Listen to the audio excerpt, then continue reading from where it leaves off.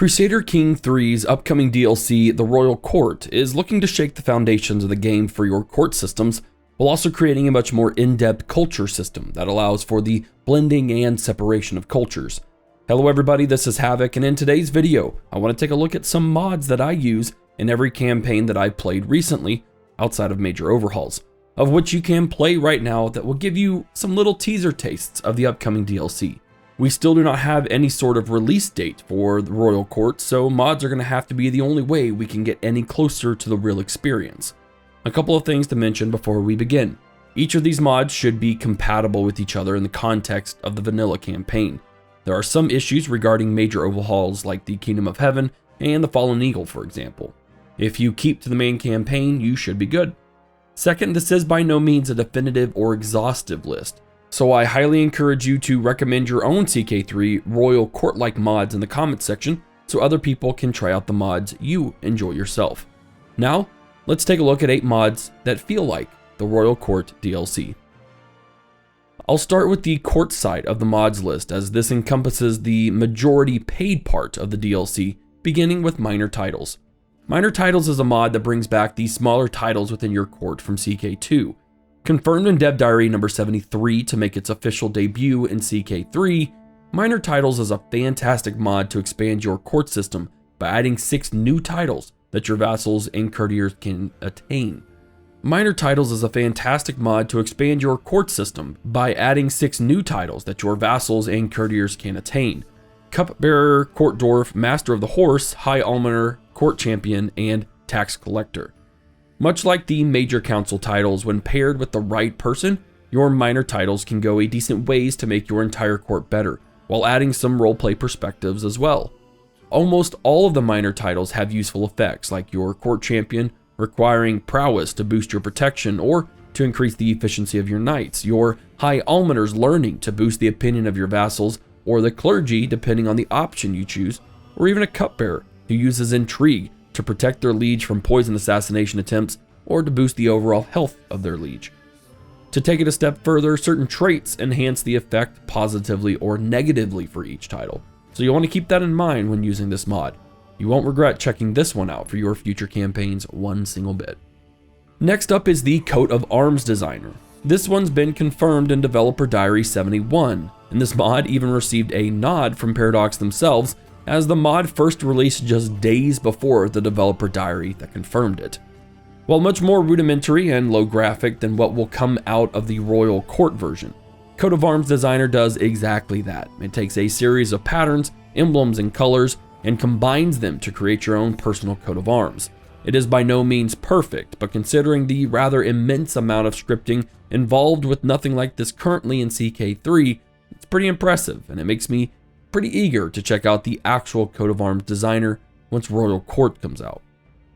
Third in line is a mod that doesn't have a lot of relevance to Royal Court per se, but it goes away into creating a more in-depth experience for your vassals, which is a large part of what the Royal Court DLC aims to create.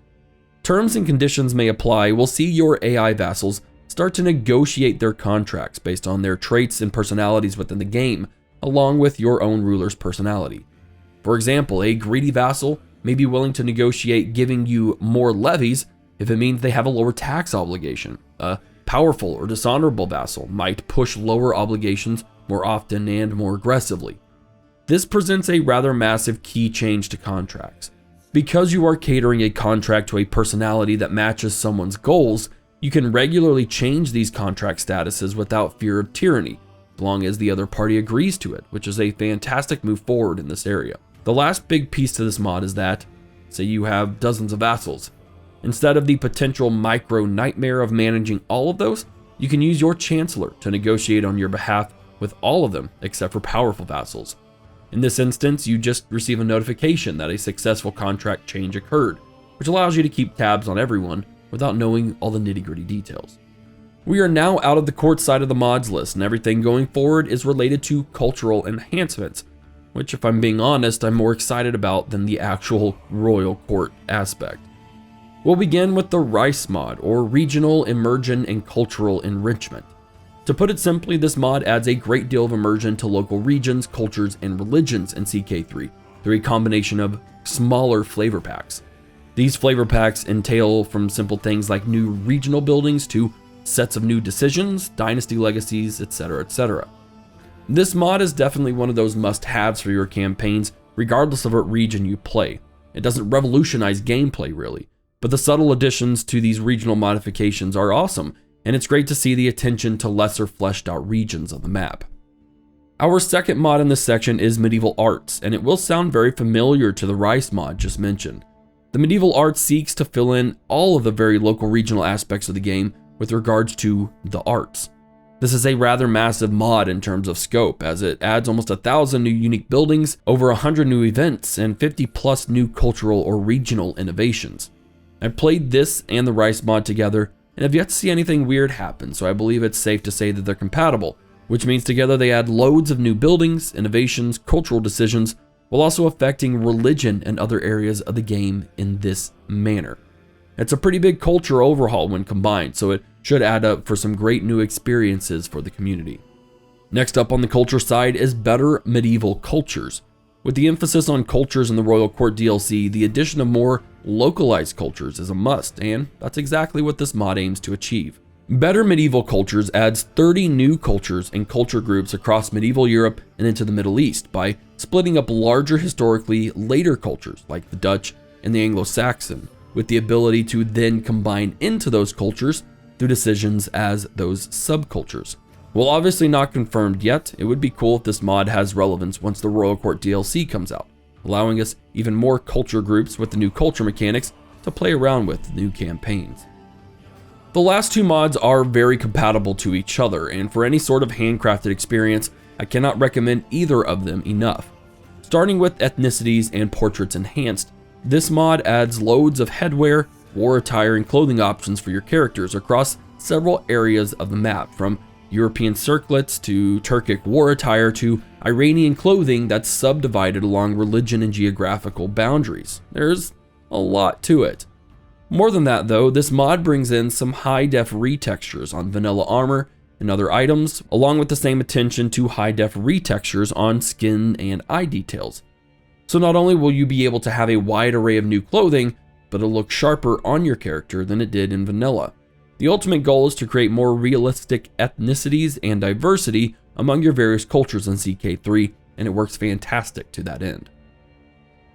The last mod is the most popular mod on the workshop and is actually endorsed by Paradox itself, the Community Flavor Pack.